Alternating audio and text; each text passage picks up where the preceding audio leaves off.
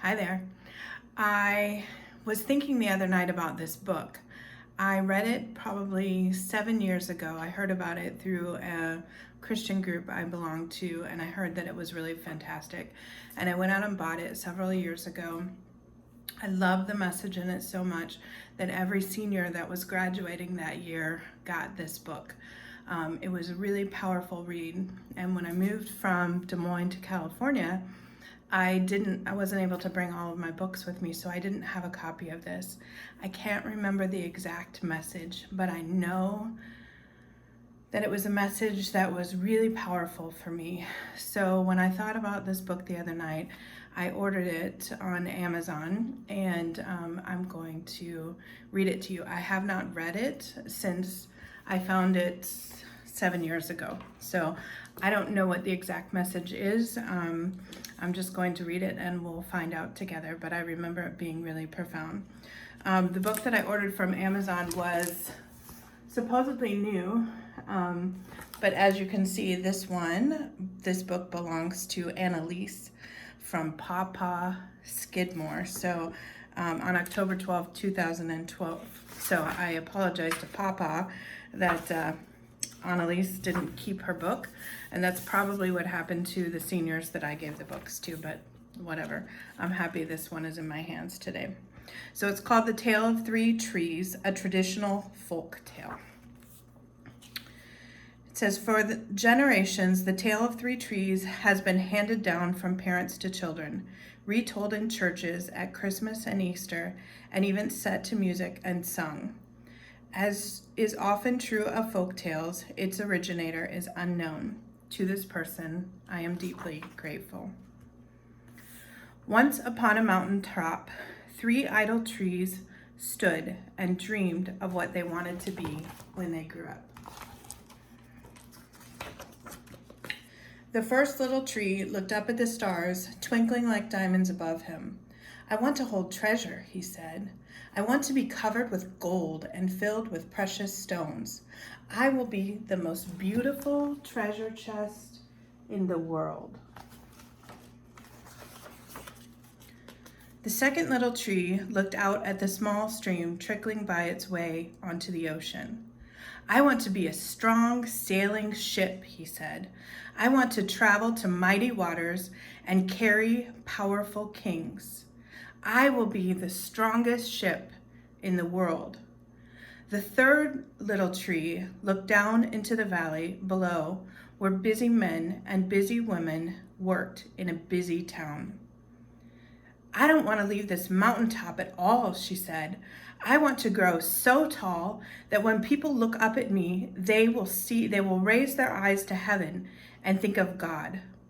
I will be the tallest tree in the world. Years passed. The rains came, the sun shone, and the little trees grew tall.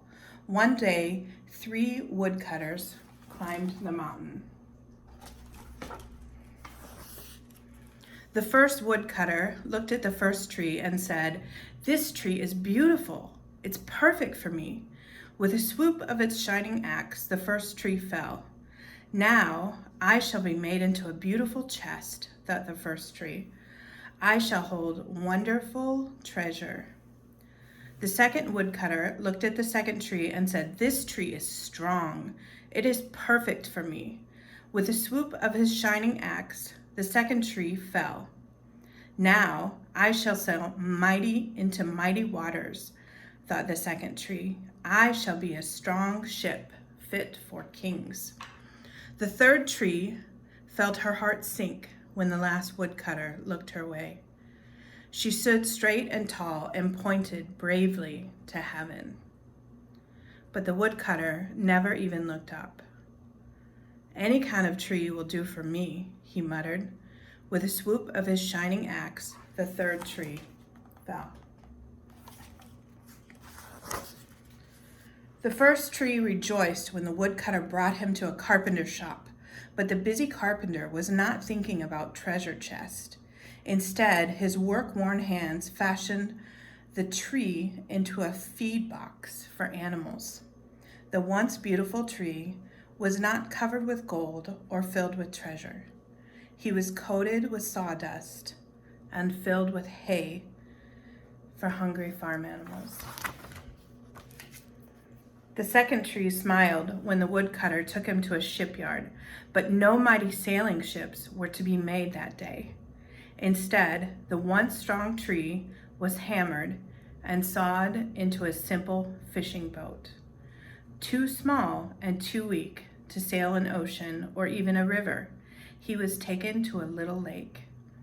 Every day, he brought in loads of dead, smelly fish. The third tree was confused when the woodcutter cut into strong beams and left her into the lumber yard. What happened? The once tall tree wondered. All I ever wanted to do was stay on the mountaintop and point to God. Many, many days and nights passed. The three trees nearly forgot their dreams. But one night, the golden starlight poured over the first tree as a young woman placed her newborn baby in the feed box. I wish I could make a cradle for him, her husband whispered. The mother squeezed his hand and smiled as the starlight shone on the smooth and steady wood. This manger is beautiful, she said. And suddenly, the first tree knew he was holding the greatest treasure in the world. It's all coming back to me now. I'm loving it.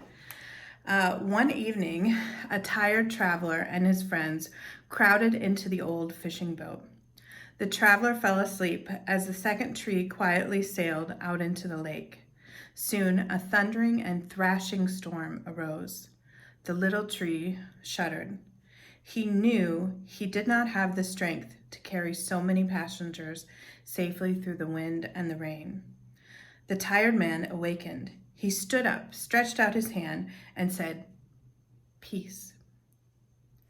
The storm stopped as quickly as it had begun. And suddenly, the second tree knew he was carrying the King of the heaven and the earth.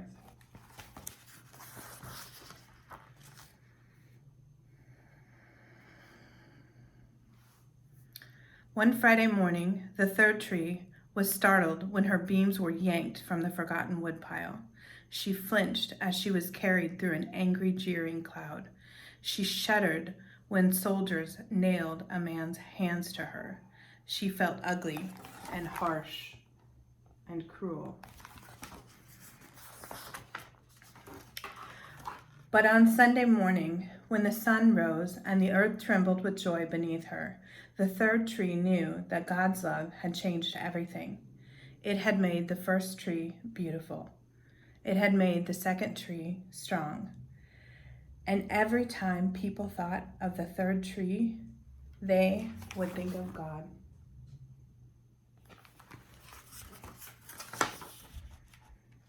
That was better than being the tallest tree in the world.